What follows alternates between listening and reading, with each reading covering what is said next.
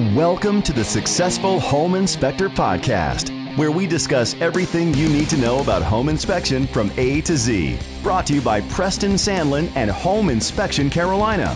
We're here to share some success stories and some not so successful stories. Some things we can all learn from, and maybe, just maybe, we can help each other and raise the profession. So sit back, turn up the volume, and enjoy. Now, here's your host of the Successful Home Inspector Podcast, Preston Sandlin.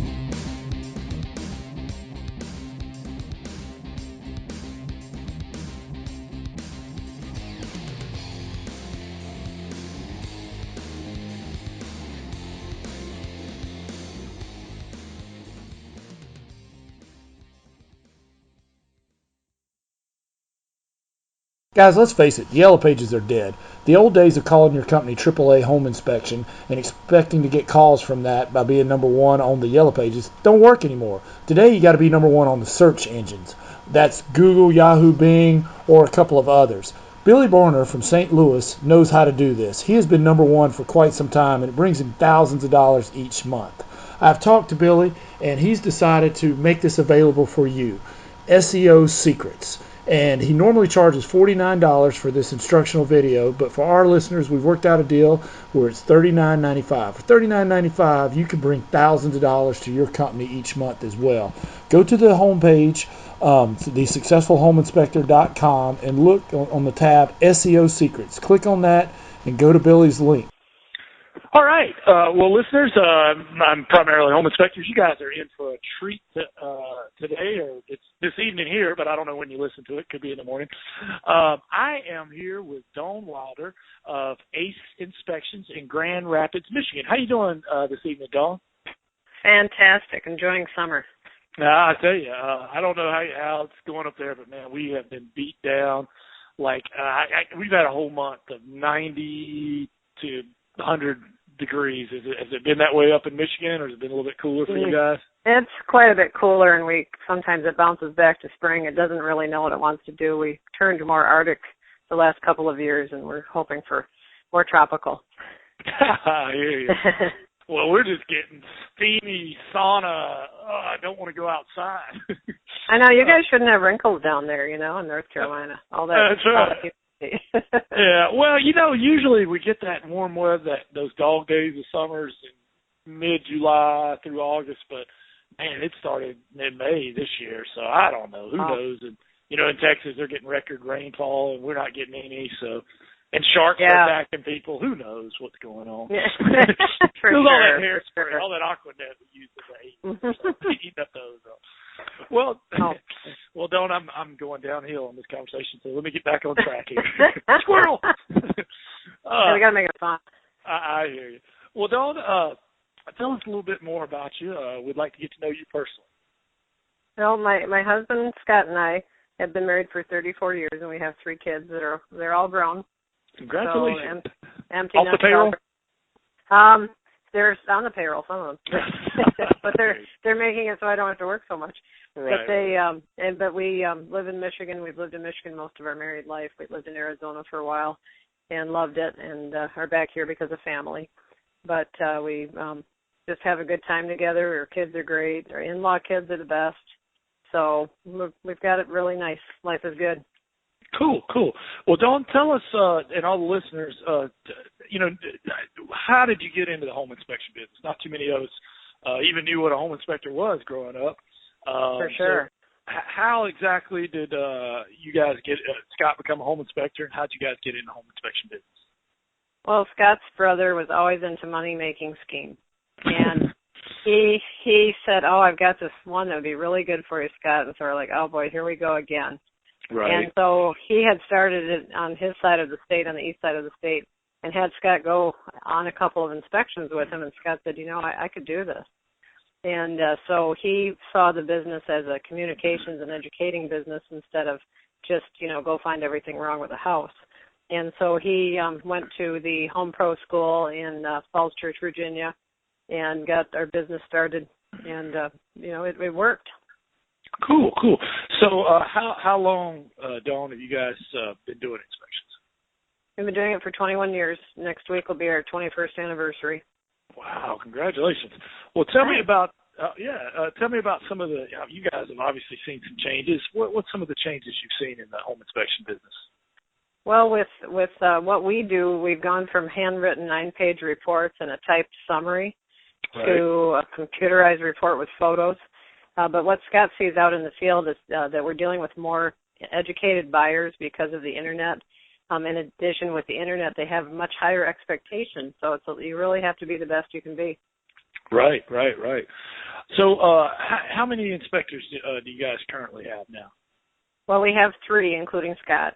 The third one is in training, and he's about ready to start doing some on his own. Cool. Well, Dawn, I'm going to ask you, I know there's a lot of one-man operations out there, and there is nothing wrong with being a one-man operation. Sometimes I want to go back to that, especially when you get a complaint call on one of your guys, and you're like, he said what? What did he do? Right. But some people are wanting to expand, and it's really hard hiring that first one. So take us back there. What was it like hiring that first person?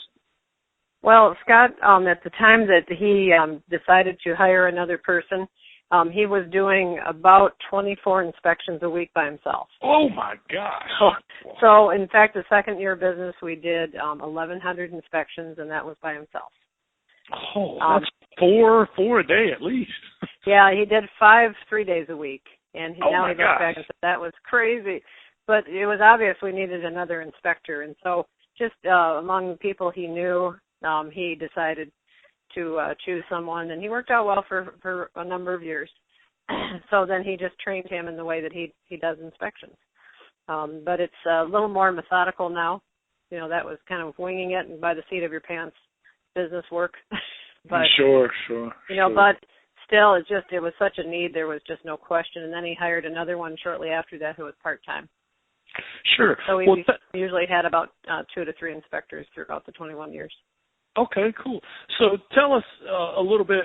You said it's become a little bit more methodical now, and you've got a person in training now. So if you don't mind, tell us a little bit about your process. What's that look like if you were, like let's say you interviewed somebody today that you liked, and I know it kind of depends on their experience, but knowing what you guys know now after 21 years, how would you take them through the training process? Well, we have a good company manager who developed a program, but what he does is he does take them to InterNACHI. They have a good online program for teaching inspections so that they can learn systems, and then they take quiz and go over it with our company manager. And they do that the first couple of weeks so that they're getting a good base knowledge of what's going on. Most of the people that we've hired over the years do have a decent basic knowledge of homes. From one form of work or another. However, our new trainee has none, but he has a lot of common sense and a really great personality. Isn't that what you say when the girl's ugly or something? But I've heard that. But great personality. He's really personable, a quick learner, a hard worker. So he has everything but that, and so it's taking a little longer to train. But so then he went through InterNACHI. Now he rides along with Scott and has for a while. They've actually increased how many inspections they do in a day now because he helps enough to make those shorter inspections, which helps pay his salary. Right. Then so he rides along with Scott. Biggest thing is teaching them on the computer. That's usually the hardest with most inspectors we've trained is teaching them on the program. Right. But with this guy, he learned the computer and the program very quickly. So he wants them to get a base knowledge, and then he teaches them client interaction toward the end of the training program. It usually takes about 3 months, sometimes more. They're on a 90-day probation internship, and they can get a raise after the first year of doing inspections by themselves. And then Scott also checks and reviews all the reports for a year once they are sent out to do them on their own. Wow, I like it. I'm going to come train with you guys. He's extremely thorough. I'll say, is he ready yet? And he's like, oh, he's not quite ready. And I'm thinking, oh, come on. But he wants to make sure they do it right, and he doesn't have too many complaint calls. Sure. And I want to take you back there, what you said, some come in with experience, some don't. I've been all over the map. I mean, I've had some that was a plus and some that was a minus. Because, you know, I've had some come in with an experience and they were great, fit right in. And I've also had some come in with an experience that I had to unlearn some things in some ways. Definitely. And that was painful for both of us. True, absolutely. So, you know, I don't mind so bad. I mean, ideally it'd be great if they came in experienced, had a good attitude, and ready to go. But second best is good attitude, willing to learn, and you got to train. You know? Exactly. It's so true. And you want to get someone who, you know, we've been doing some personality tests with them too before we hire, because if they have a really controlling personality, we don't want anything to do with them. Yeah. We've had people who had controlling personalities, and all they want to do is take over the company. Not in a, you know, a hostile way. It's just they're like, well, I give you these suggestions and you don't do them, not understanding how long it takes to, you know, get certain processes in gear. I've had a few of those, and it's like no matter how many times you tell them, you know, they think they're smarter than you, and I'm like, look, I've been beat up. You know when they call a seasoned inspector? I always tell my guys this. I said, you know, you hear seasoned inspector. I said, you know how meat is seasoned? You know, it's beat with a hammer. Beat with a hammer, and then they rub salt in it. Yeah, exactly. It's so true. It's pretty much the same with an inspector. And I said, look, I've been doing this a long time, and I can just tell you, you need to word it this way, or you need to do it this, because what you're doing is going to lead to problems. I can tell you. Right. And, you know, some will listen and some won't. You know, that controlling personality, you're right. You're exactly right. Yeah, and we avoid those like the plague. Just no kidding. Won't even go. Yeah, I hear you. What, if you don't mind me asking, what type of personality testing do you guys do? We just did a really super simple one, but we're looking into the DISC one. Yeah, I hear the DISC on like Tony Robbins' website. I think you can do it for free. I think, can't you? I think so. I know Nate, our manager, he's reviewing it, but right now we have other priorities since we're training one. But we would like to get a little more in depth with their personality before we decide to hire. Sometimes there are things that you think you know, but you really don't about that person, and that can come back and bite you too. So you have to really, you know, use caution. You're not always going to get it right anyway, but use caution and know as much as you can before you make that decision and put that investment of time into them. There's a lot of time involved in training an inspector. Absolutely. And I've been wrong about some, and I've been right about some. So I don't know. You know, I wish there was a surefire way, but if you get a chance, check out. I'm pretty sure I took it myself like 2 years ago. Just I wanted to see. I think if they still have it on Tony Robbins or Anthony Robbins, you know, I think I can do it for free on there. I'll have to check that out. I'm sure, you know, they're going to ask for your email and, you know, try to sell you some stuff. But I think you can for free on there. Well, Dawn, switching gears here just a little bit. Do you have a success quote you'd like to share with us? And can you think of a time that quote applied to you? Well, it was more in personal life, but I love a quote from Groucho Marx, and I never would have expected it from him. But he said, I, not events, have the power to make me happy or unhappy today. I can choose which it shall be. Yesterday is dead. Tomorrow hasn't arrived yet. I have just one day today, and I'm going to be happy in it. Wow, very awesome. That's a great one to just, you know, get your mindset in the right way every day. Oh, that's awesome. I need to introduce my kids to. I used to watch all those old the Marx Brothers movies. I'm trying to introduce. Great. Yeah, I need to watch because I watched a bunch of those. My dad showed them to me. It's funny. I showed my kids. I loved Rodney Dangerfield when I was a teenager. I thought he was hilarious. So self-deprecating. Yeah, no respect. Caddyshack, and it's funny. I showed my daughters because my oldest daughter's on the dive team, so I showed them that movie Back to School, where he was on the dive, the triple length or something. And my daughter looks at me and says, "He reminds me of you, Daddy." You're like, I reached my goal, yes. Yeah, there we go. I'm not sure this is what I set out to do. Oh, so all funny. Right. Well, Dawn, let's say that I'm a buyer or a real estate agent in your market. There are other home inspectors in Grand Rapids. Why should I hire you? Is there something you guys do that the others don't? Well, you know, any inspector can say, well, we're the best, but nobody's going to believe that. One place we really excel is in how we communicate with the buyers and the personal attention we give to them. Some guys are really intense, and so while they're inspecting, they like to be, just leave me alone, let me inspect, so then I can talk to you about it later. Sure. Our guys have the buyers follow them around, ask questions, see what they see what they find. And so the clients really rave about the fact that we do that, and they like our report.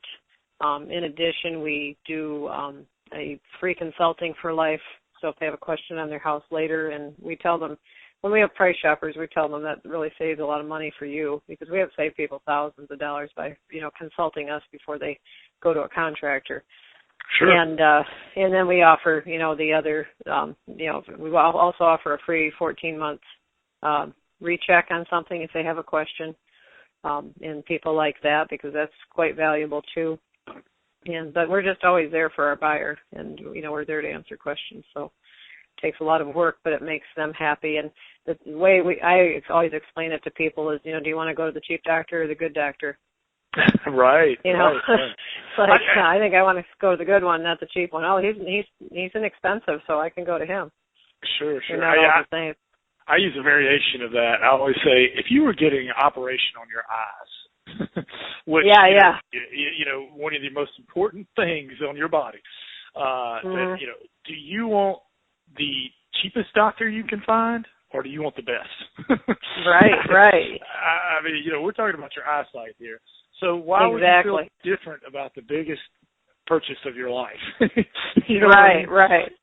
So. Oh, exactly. And so that's what we try to emphasize. And I know one of your guys on your podcast mentioned how they won't even discuss price until they've gotten through everything, because hey, that's not what we, are shooting for here. We're shooting for quality and for being the best for you. Sure. And you know what? If it's still about price, even after you've talked about the value you bring, that might not be one you want anyway, because that's going to be exactly. If that is all they're concerned about, that's quite possibly going to be a problem down the road too. That's the beauty of being in it for 21 years. Oh yeah, they're going to move in and and all of a sudden buy some new furniture and a couple other expenditures, and that water heater is going to go out 3 months in. It's not your fault, but in their mind, hey, we should get some money for this, Right. Yeah, I've been through it. Well, don't, and I know this time of year you probably don't have any spare time, but I'm going to double these questions up. Tell us something that most people don't know about you or you and Scott, and what do you guys like to do in your spare time? And I know you like to travel. I love watching your travel on Facebook. Oh, yeah, we love to travel, and actually what most people in our company or outside of our company, most of the realtors don't know is that I'm mostly retired. I saw that on your website. I don't do that much anymore. Nate put that in there just for fun, and I am mostly, although I do our book work and any little extra things that come in the, but even so, I don't know what spare time is. We're really busy. I mean, I'm planning our next adventure, so I don't have a lot of time. But we both love hiking, and cool. Wherever we plan on going, we want to do a lot of hiking, and we like to visit with friends, meet new people. Learn new cultures, things of that nature. So we have a lot of fun. Cool. Hey, I wanted to compliment you guys, but I did a little, back research before the call, and I love your website. Your website rocks. Ace. Oh, thanks. Ace Inspection. Let me go back to it. Is it what's the website? Inspectionsbyace.com. Yeah, there we go. Yeah, who did your website? It rocks. It's awesome. My son-in-law did. He did a great job. He's very creative, and he does a really nice job with things. I'm gonna have Chip, my manager, take a look at this. I'm talking to Nate, okay? What can we ethically borrow? These guys. We're the I'll be market. watching. We're a different market. Well, we got one more question here, and we're up against the break, Dawn. And thank you so much. You've been so generous with your time. Sure. You know as well as I do that if you do enough inspections, you're going to have an unhappy camper. How do you handle an unhappy camper? Do you have a process? What's that look like? Well, we do have a good inspection agreement that was drawn up by an attorney. So basically you're signing saying, if they're not happy with something, they can be refunded their inspection fee. And so we will first examine, the situation to see if it merits that. Right. Sometimes things are, and most of the time, it happens so rarely. I mean, we do about 1,000 inspections a year, and we might have 2 that we refund. So there aren't very many that it happens with, but you do have some people, that just aren't happy, or they blame you for something, and sometimes it's easier to write a small check than it is to deal with an attorney and them being angry and telling 500 people. But it doesn't happen very often, but we do have, we've replaced furnaces before when one of our guys missed a furnace. And we thankfully have a lot of contacts, so we can get it wholesale by a guy that we're always referring business to, so we have a way to do it with less expense. And we also maybe review it with the inspector who made the mistake. Not as a punishment, but just so next time he can know, hey, I can call Scott if I'm having a question about this. But whenever we send a check out, we do have them fill out and sign a release of liability before we refund anything, so that we have that, so they don't keep coming back, because there are some people, very few, but there's some people out there who could, stir up trouble. So we just try to keep the trouble down to a minimum. Sure. And I like what you said about establishing some relationships with contractors. We've started to do the same, not for any kickbacks or anything like that. We absolutely do not do that. But if we have somebody we know, like, and trust that we can refer, we know they're going to do right by the clients, and they're ethical and whatnot. But just like what you said, if we need something, if we miss something, they will do it for their middle of December price or whatever, their wholesale price, in lieu of, sending them all the business. And the other good thing about that is, if they have some crazy contractor out there scaring them, trying to sell them something they don't need, we can send out somebody that we have a relationship with that is going to give them the honest, because, some of these mold guys and some of these HVAC guys, they're not looking to see what they really need. They're salesmen. They're there to sell a mold job or a new HVAC, whether they need it or not. What's funny is we find more contractors, just the opposite, who will fail a furnace and they will say, I don't know what your inspector's talking about. Yeah, we've had that, and I'm thinking, here's your chance, guys. Sell a furnace, and he'll show you the crack. He'll show you the crack in the heat exchanger, and and so it's nice because we have replaced furnaces because some of our other inspectors have made a mistake, but Scott has never failed one that shouldn't have been. I started saying, my next follow-up question to that is, does that HVAC guy have the same last name as the seller? Are they yeah, there you go. Probably. There's some relationship. Good buddy of them. Exactly. They're on the same bowling team or something. Oh, for sure. Well, Dawn, we're going to get into some highs and lows, and get into some.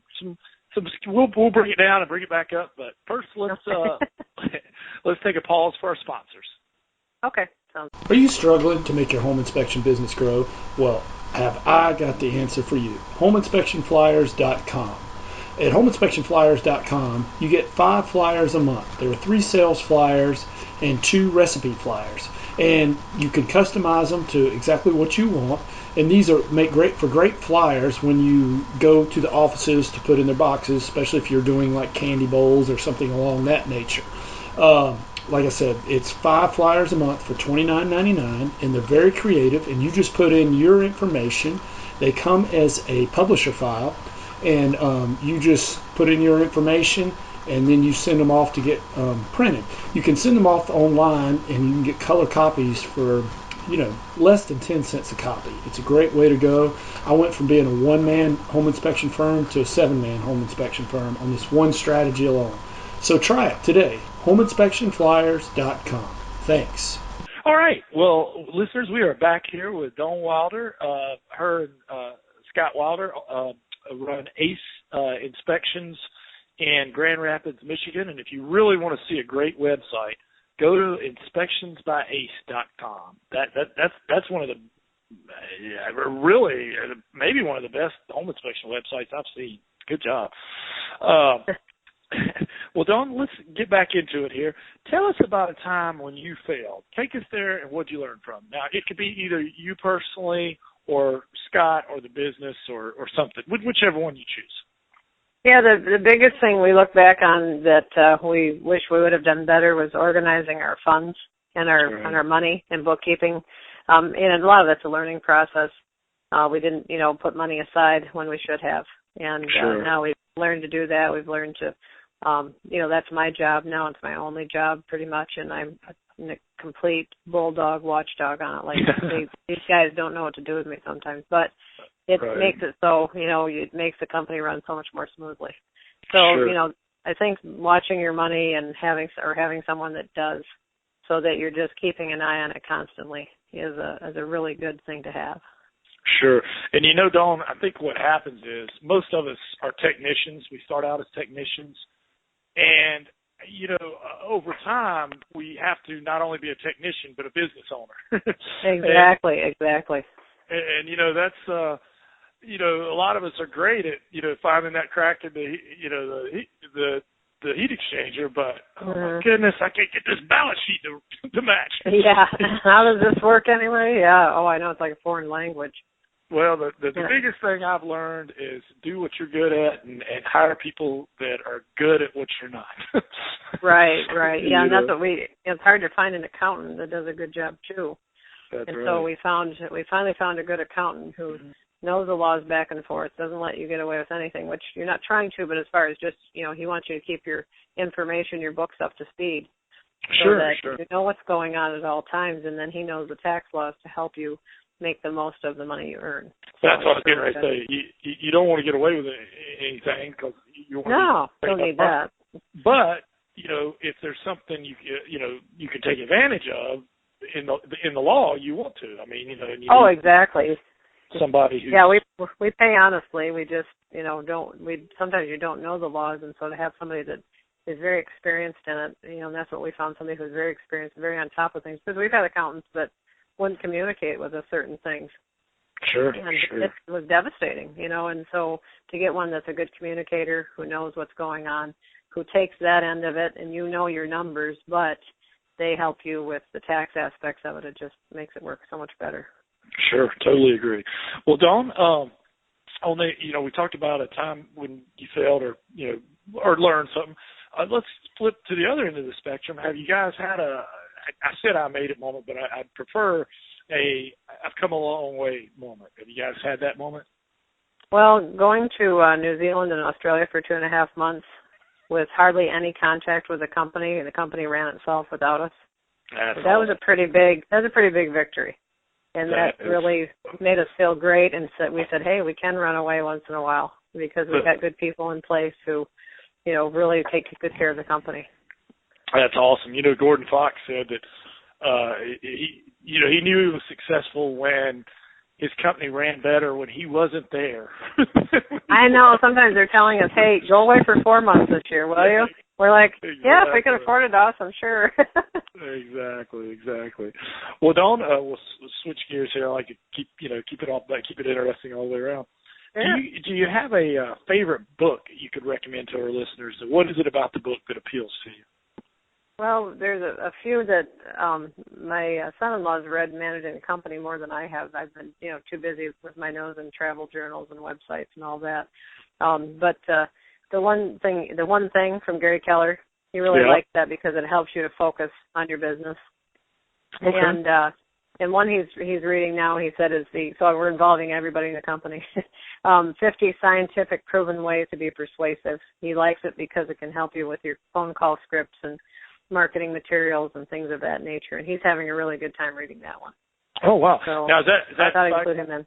Is that by Gary Keller, too, or is that somebody else? I can't remember who that was by. If I find it, I'll let you know. Okay. What's the title again? 50 scientific proven ways to be persuasive. Oh, cool. I'll tell you another one that's good that's along those lines. Robert Cialdini, Influence, I think. He's got 2 or 3. And it's the same sort of thing about being persuasive. He's actually a psychologist that went and studied some of the most successful salespeople. And like it or not, we are technicians, but we're also salespeople.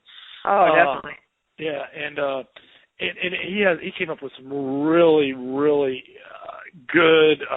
You understand the psychology of why people buy, or what it's like influence as well, and persuasion. He's got 6 big things of persuasion or something. I can't remember. It's been a while. Oh yeah, I think I read some of that book. That was quite good too. Yeah, Robert Cialdini. I highly recommend. And that's an older book, isn't it? Yeah, he's got 2 or 3. There's one, Influence, and there's 1 or 2 others. He's got 2 or 3 books. They're all good. Yeah, the one for 50 scientifically proven ways to be persuasive is by Noah Goldstein. Noah Goldstein. Let me write that down. And it said something about Robert Cialdini, too. Did it really? Or where that came from, I don't know if he's in the forward or what. Well, wow. I guess I'll have to read it, too, to find out. It's good stuff. Well, tell us about your ancillary services. What do you guys do to offer more value to your client? Well, a lot of things. We have things such as a 90-day warranty. We also have a recall check, which I know some inspectors have. But other services we do offer termite inspections with warranties. We also offer radon testing, and we use a more expensive and technologically advanced equipment, not just a charcoal canister. Sure. So those are some of the services that we offer. We do mold testing as well. Now we actually have a local microbiologist that we work with. Oh, nice. So it makes it nice for referral and information because he just knows so much. Excellent. Those are some of the services we do. Excellent. Well, we touched on this earlier, Dawn. I know the answer before I ask it because you've been in business for so long. I know it's happened. Have you ever been thrown under the bus by a contractor? About every week. I don't know why the contractors have so much fun saying your inspector should have found this. Oh, exactly. Yeah. How do you handle it? And do you have any ideas on? I don't think it can be prevented, but at least contained, or somewhat. What's your thoughts on that? Well, I think it would take more of an educational process to do for the clients, but it's sometimes a matter of who they're going to believe. Right. But I thought of it in the Southern way. I thought if we framed it with each client as a preventive measure, it might be helpful. Saying, the contractor, bless his heart. Bless his heart. He doesn't know. But if there was something we could insert so they know that this might be coming up. And that if that happens, give us a call, and we can, sometimes we've gone out there, we've shown it to contractors. We've had the gas company. We ended up getting sent back out to the house twice by a gas company that denied there was a leak. So, boy, was the seller upset with them. I bet. When we proved them wrong. Not that we don't want to prove anyone wrong, it's just this is a fact. It's just kind of like if somebody... if we went and if the doctor checked you out and you found a cancerous tumor and the other doctor said, there's nothing there, what's the problem with that? I don't know why he said that, Sure. So then the poor person is put into a quandary as to what to do. So I think the education, maybe even helping them understand that there are varying types of contractors that might tell you differently, and we're happy to discuss, which makes more work for the inspectors, but sometimes that's what has to be done. Sure. Well, this question kind of relates to it. We've touched around it a little bit. This really bothers me. There are some contractors out there that are more salesmen than they are. Let me see if I can put this in the right perspective. Maybe when they could just fix the present HVAC system, but they make a lot more commission by selling them a new one. So they tell them that the old one is, in need of repair in need of replacement when maybe it's not. And also mold remediation when, I know there's, I'm probably pissing all these mold remediation guys off. But, I've seen bad mold. I've seen the test come back, the Stachybotrys, but I've also seen some mold guys that just call out almost everything, and they don't even test it, but yet they recommend a $9,000 mold remediation. And I'm like, you haven't even tested it, and you're assuming the worst. Well, we don't even normally test it. I'm like, but you're treating it worst case scenario, and you haven't even tested it. We don't know. Is it possible that you don't want to test for it because it may come back that it's not toxic, and you might not have a job? But isn't that a problem when you're charging these people $9,000 for something they don't need? That's my problem. But I know I should let you talk. But it's sad to see. because they play on fear and people's fears and everything. And I guess I would say we probably see that more with mold situations and structural situations than we have with HVAC. But it's just kind of sad because it's like these people don't know, and we can't dogmatically say, they're wasting their time. We can make recommendations based on our knowledge and what we advise them to do and what we would do with our own home. Right. A lot of times that helps when they know, because we've had mold before. We've had everything. We got a guy trenching out our front yard right now because we had too much rain. Right. So I don't care how much rain. If you get too much rain, you're going to get water in your basement. So Right. Well, and there's mold everywhere. I mean, there's mold in this room. I mean, but right. And I'm sure I'll probably get some haterade from some old guys, but typically, the bad mold is usually when you have some chronic moisture.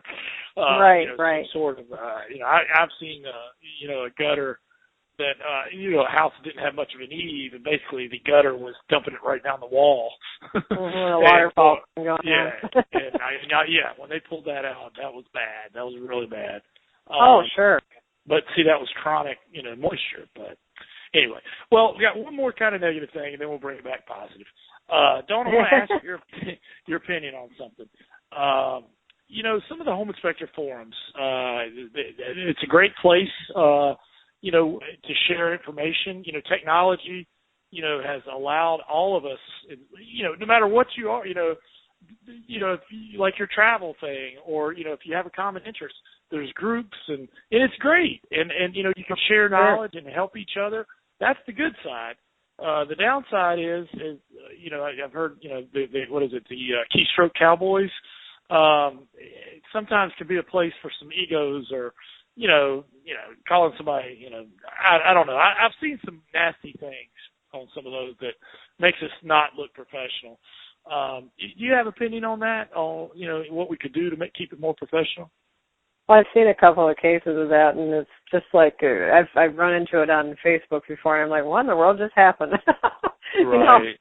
And for us, like, we use Facebook for our business, and it's actually helped us a lot.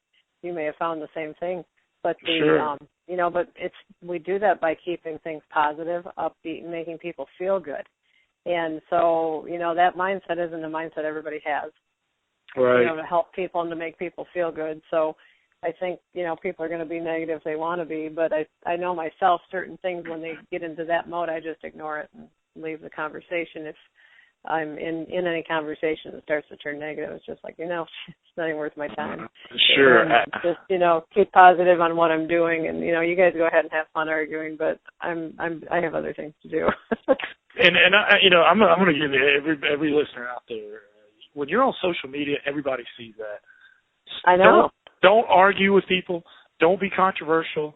It's going to make you look bad. And everybody sees it. It's not just the person that you say.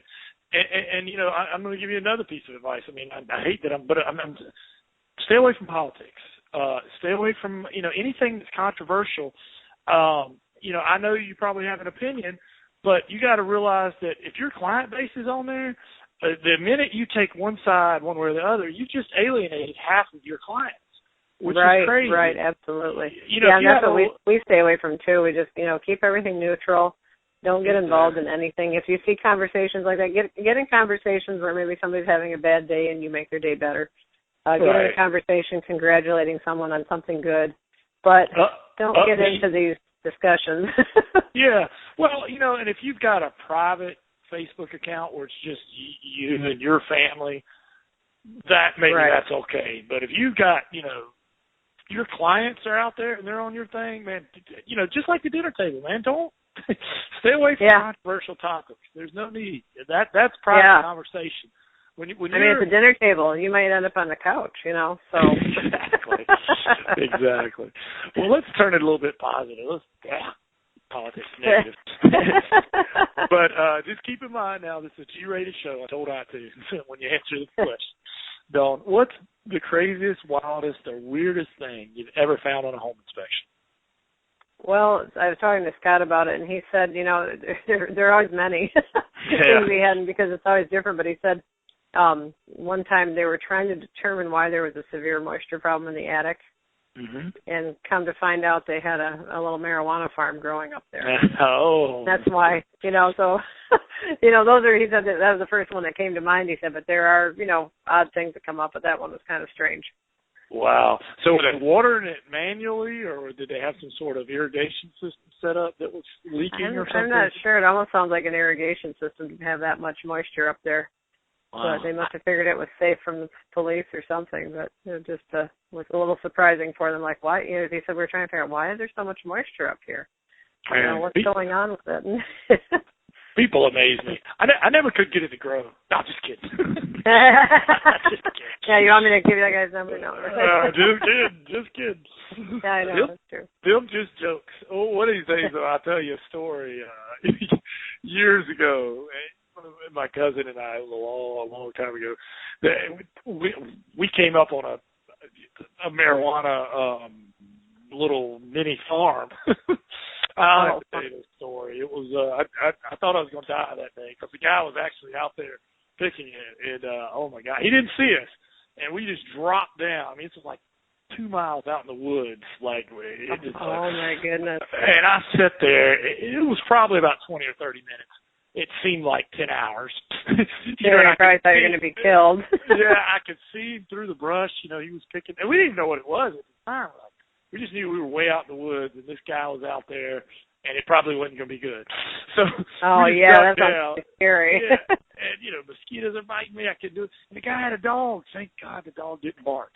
He came around us, but there was heavy brush, and then so anyway, finally he left, and we waited a long time after. We had to walk through the creek to get to where he was, and there were about 7 or 8 marijuana plants there. They were like 12, 14 feet tall. I mean. We took a bunch of pictures and took some samples and stuff. I'll tell you the whole story, but that's funny. I don't know. It's a long. One thing you can say about this business is it is an amazing education on people. And people think and how different people are, and we call it a personal relations crash course when you deal with this many people. With inspections. Yeah. Doing 1,000 inspections a year, you have at least 4 parties per inspection. Oh, deal with, and you find all kinds. You meet all kinds of people. Yeah, there's some people I'd like to give the disc profile for. You start recognizing them. Yeah, and then there's some just awesome ones we've had over the years too. So we've had some really great clients. You're a high D, aren't you? No, I'm just kidding. I don't even know. Yeah. Well, Dawn, do you have I put this down as a training resource or an internet or a marketing resource or an app or something that you found that to be real helpful, that would be helpful for the listeners? Well, I know, we work with the Millionaire Inspector community. They've had great information to help us build our business, and they've been just an awesome group of people to work with. And RWS has given us some services to help. There are a lot of resources out there now. I know the Homeowners Network is another one, and it just seems as if there's so many different things to look at to help us to be the best we can. Sure, podcasts are great too, so you're always learning. I mean, we never stop learning. It would be really boring. Thank you. Well, thank you. Well, you know what happened? I listen to podcasts all the time in my car, because we're always, inspectors. We're driving. If we're not under a house, we're behind a windshield, And I've heard every song 10,000 times, so I love the podcast. Yeah, now that pretty much you get unlimited, data now, I can listen to podcasts, and I like to listen to business podcasts and things, and man, I wish there was a home inspection podcast, and there wasn't, so I was like, let's make one. Yeah, it's great. I know. I can't wait till Scott's got that one guy I'll train, and he can start listening to those. I think he'll like it. Yeah, well, we all have some common pain points and common learning experiences, and I don't know, I just like hearing other people's stories, and sure. And then when I see them in person at a conference or something, it's pretty awesome because they're like, hey, yeah, I listened to your interview. So pretty cool. Well, yeah. Well, Dawn, what's the best part of your job and why? Even though I know you're supposed to be retired, and what's the worst part? That's the best part. Yeah. I'm going to take it from Scott's standpoint. I'll take it from Scott's standpoint. I asked him, and being an inspector, he said the best part is there's a variety. He rarely see the same thing twice. One thing he likes too, and he brings us out to his clients sometimes when he's challenged, is he said, I get paid to be honest. Right. And he said, and I love being honest. And he says, I'm an honest person, and I get paid to be honest. And so when I tell you things, it's the truth. So he loves that, and he also loves to help people, and it gives him a good feeling to, help them understand their home and to, know what to avoid and what not to. Right. So he really enjoys that. Right. What's the worst part? Did he say that? He said sometimes the fact that people think you need to be a fortune teller and they just be able to see through walls. That's the hardest part. You mean he doesn't bring his crystal ball when he gets? No. We're gonna come up with a mock. We thought for fun, we'd come up with a mock home inspection company called Crystal Ball Inspection, and then we'd send our cards out to real estate companies and put, if you find anything wrong with your home for as long as you live there, we'll pay for it. Just well, see what to bring. and I don't want to get sued into oblivion, so I'm not going to name any names. But there's some TV shows that I think have contributed to the expectations.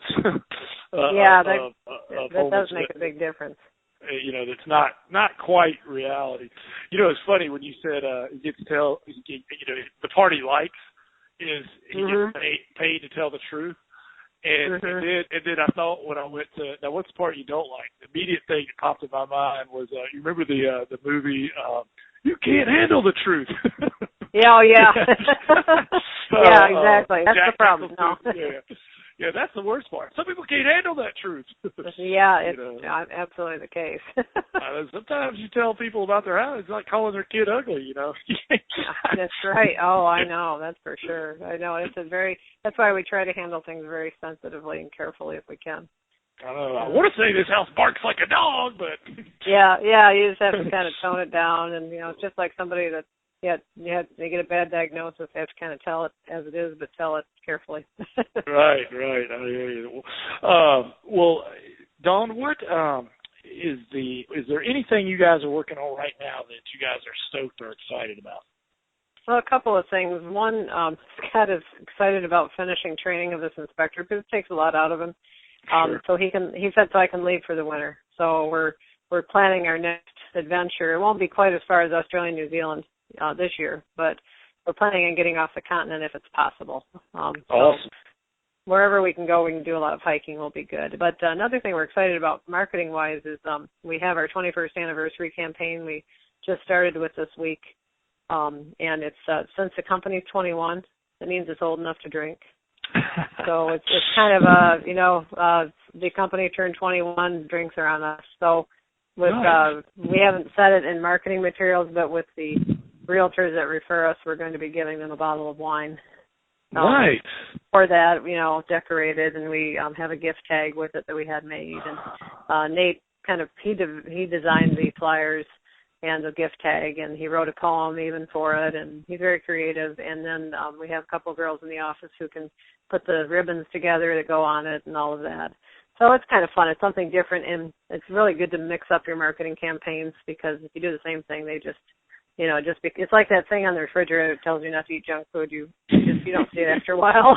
Yeah, exactly.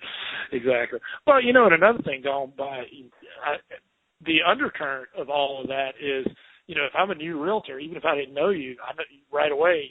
You've been in business 21 years. You've established. I mean, you couldn't have been in business that long and not know what you're doing. Right. So it establishes some authority right there. Yeah, and it's kind of fun to celebrate it with everyone and do something a little bit different. And it's nice we have enough staff now to do the logistics of that. Before I was doing everything, and it doesn't make it so you're effective. And so with having more staff, it just makes it so we're more effective and we can actually carry through with things because we don't work 70 hours a week. And I don't anyway. Scott does maybe, but, so it makes it a lot nicer. I hear you. Well, Dawn, this question's a little tricky, but not really. I mean, it seems like it is.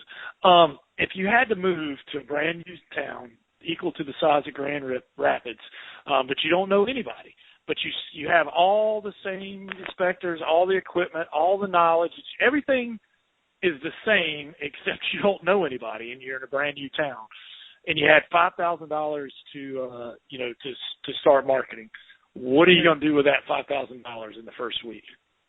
Well, the problem with that question is I already think of where I want to go.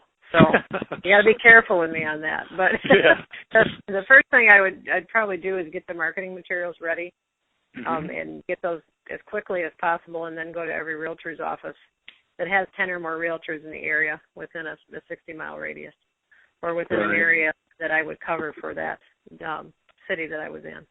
So that'd probably be the first thing, and then I might be making phone calls after that, and continuing to do that weekly. But the first week, that's what I would get ready. Cool. Good answer. It's basically, what are you going to get the most return on your investment, your marketing dollars, because exactly. From scratch. That's kind of what it's designed to. Well, I'm winding down here. Just two questions to go, Dawn. You've been so gracious with your time. Is there anything that I should have asked you that I did? Not that I can think of.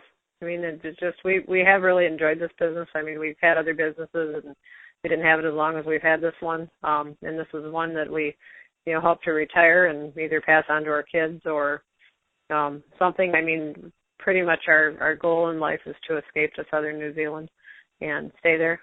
But you got to keep the dreams alive. I guess we have to go to Australia too. But we just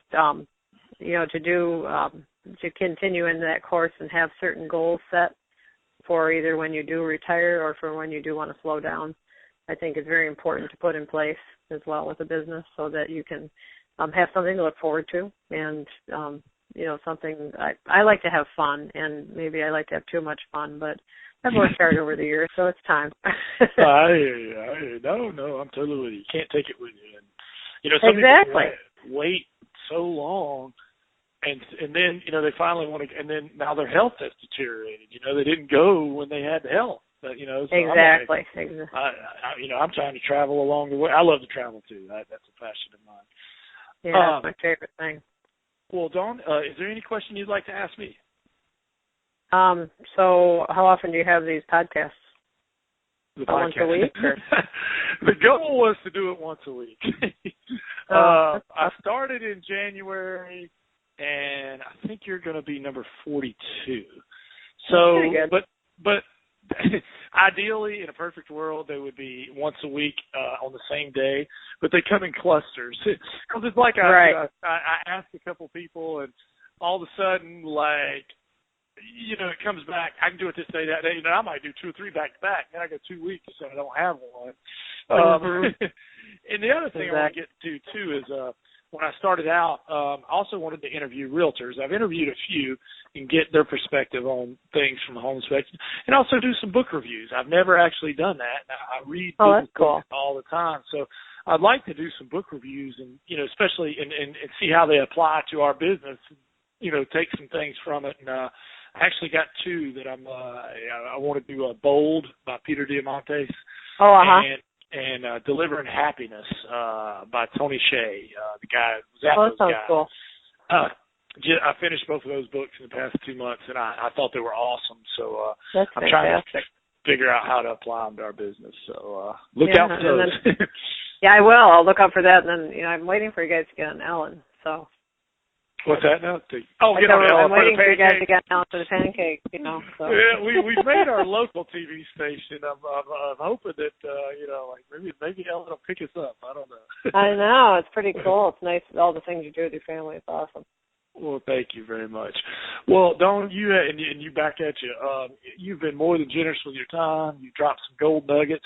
2 things. How, if people, like what they hear, want to learn more about you, how can they get in touch with you on the home inspection side?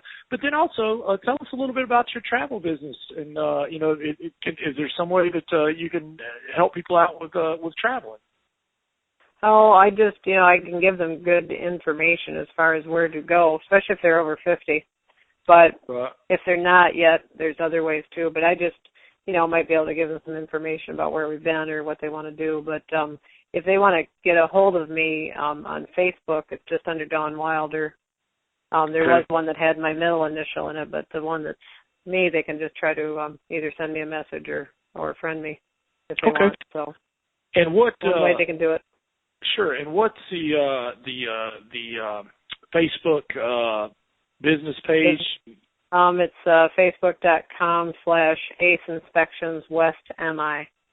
Okay.